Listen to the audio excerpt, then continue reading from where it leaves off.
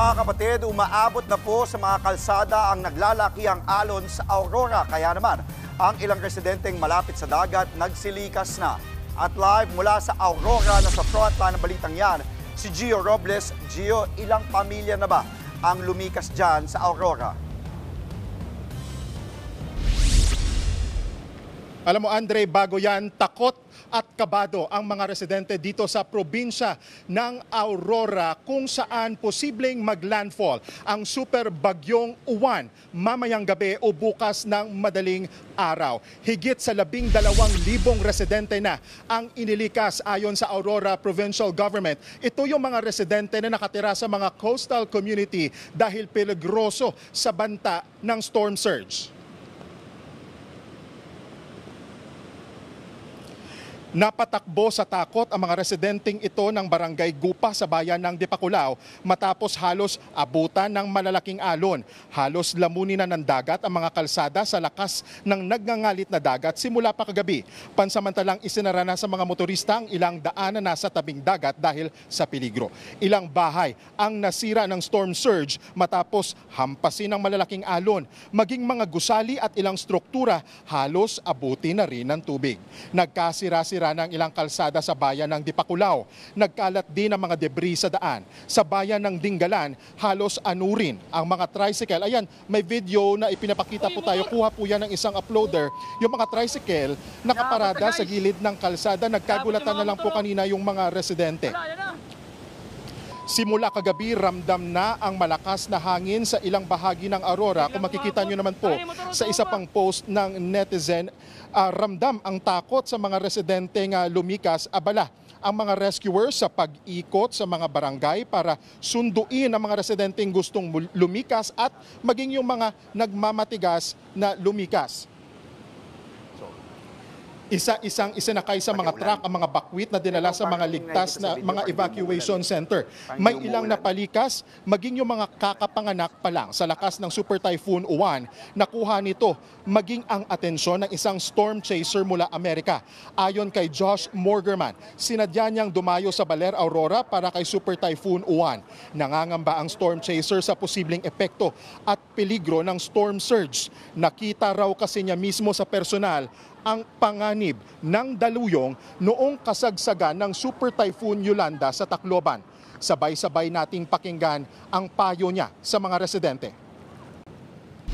So I do think that there is a very serious risk of major storm surge in this area, particularly the waterfront area of Baler. I think that this is a big danger, and I would just urge people who are watching on TV, make sure you are high enough above sea level that you're going to escape that water. If you're not sure that you're high enough, move.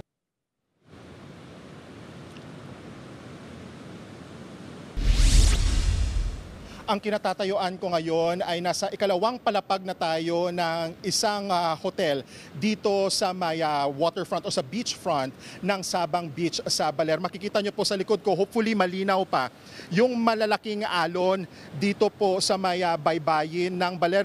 Yung ilan sa mga alon, if I'm not mistaken, and base lang din po sa obserbasyon ko, ay halos sintaas na po ng isang palapag na mga bahay. Ganun po kalaki o katindi ngayon yung mga alon dito. Wala pa pong nararanasan tayong malakas na hangin, thankfully po. Pero nitong hapon na lang din nagsimulang umulan. Asahan po ang brownout, pagkawala ng signal ng telepono at maging ng internet. Alam nyo, Gio, nabanggit mo nga Andre? yung takot ng mga residente dyan sa Aurora. Pati dyan mismo sa kinatatayuan mo, no? Sabi mo, hindi pa ganun kalakas yung hangin. Pero base nga sa report ni weather frontliner Alvin Pura, sabi niya, papalapit pa lang ang bagyong storm surge dyan. So asahan pa natin, like what you mentioned, mamaya pa tatagal yan. At asahan natin yung mga brownout. Kamusta yung mga residente na, wala pa naman ba mga casualties at mga sugatan, nasaktan, yung mga nakausap mong residente dyan sa Aurora? Wala pa tayong natatanggap na kumpirmasyon kung may mga nasugatan na And sana wag naman may mga casualty na dito sa probinsya ng Aurora.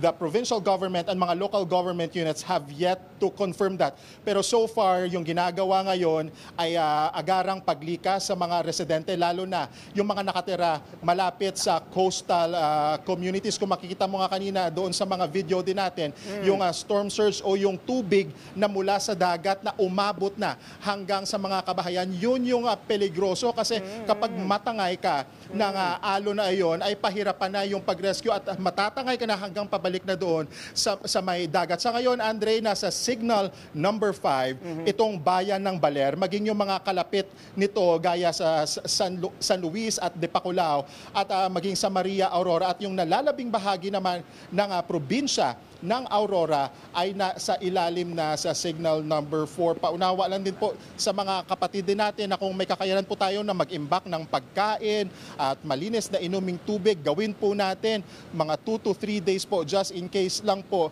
na maging mapaminsala itong epekto ng Super Typhoon Uwan. Pero hopefully po, pagdasal po natin na maging ligtas po ang lahat at wag na pong mapuruhan ang probinsya ng Aurora at maging ang buong Luzon, Visayas at Mindanao. Mag-ingat po tayong lahat. Andre. Huli na lang, Gio, may ulat ka ba? May report na ba tungkol sa mga numero, bilang ng mga evacuees? At nabanggit mo nga, nagsilikas na kasi yung mga residente dyan dahil mawawalan din ng kuryente. Bilang na lang po ng mga evacuees at kasi baka magsiksikan din yung mga evacuation centers dyan, malamang. Kaninang hapon naglabas ng datos yung Aurora Provincial Government, more than 12,000 yung mga residente na initially inilikas pa lang at ngayong araw, mamayang gabi, posible pang madagdagan yan dahil tuloy-tuloy po yung paglikas nga po sa mga apektadong mga pamilya na nakatira malapit sa mga coastal community, maging sa mga high-risk areas, doon naman po sa gilid ng ilog at maging sa mga paanan po ng bundok. Andre. Ito na lang talaga, huling-huli na, Gio. May mga nakausap ka bang mga otoridad naman dyan? Ano yung mga paghahanda nila? Alam ko naghanda, inasahan na itong bagyong Uwan. Pero yung mga otoridad, may mga nakausap ka ba dyan sa LGU? Yung mga paghahandang ginagawa nila para matugunan nila yung mga concerns sa mga residenteng nailikas na?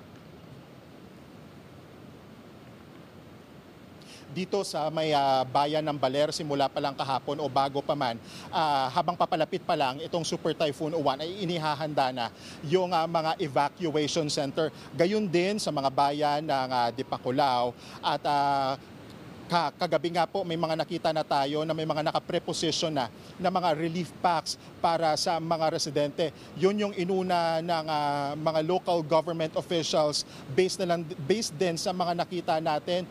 Inihahanda na yung mga evacuation center, may mga modular tents na nakadeploy para pagdating nga ng mga residente ay kumbaga organized na yung sitwasyon sa evacuation center.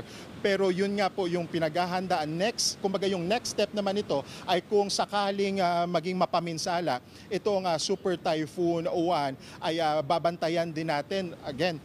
If ever man may mga masugatan, injuries, wag naman sana mga casualties at maging yung sitwasyon din sa mga evacuation center. As we all know, yung problema kapag may mga ganitong kalamidad, may mga ganitong disasters, ang kalusugan, nutrisyon at ang sanitation sa mga evacuation center ang ilan sa mga problema. Kaya babantayan po natin yan at yung maging aksyon na ginagawa, tututukan din natin yung mga ginagawa ng mga local government officials, maging mga opisyal ng gobyerno. Andre. Gio, maraming salamat at sa lahat ng detalye na naibigay mo. Pati mag-iingat kayo dyan. Live po mula sa Aurora. Maraming salamat, Gio Robles. Mga kapatid, Andre Felix po. Iba na ang may alam at may pakialam sa panahon ngayon. Para po sa tuloy-tuloy na balitaan sa Frontline kahit weekend, mag-follow at mag-subscribe na sa social media pages ng News 5.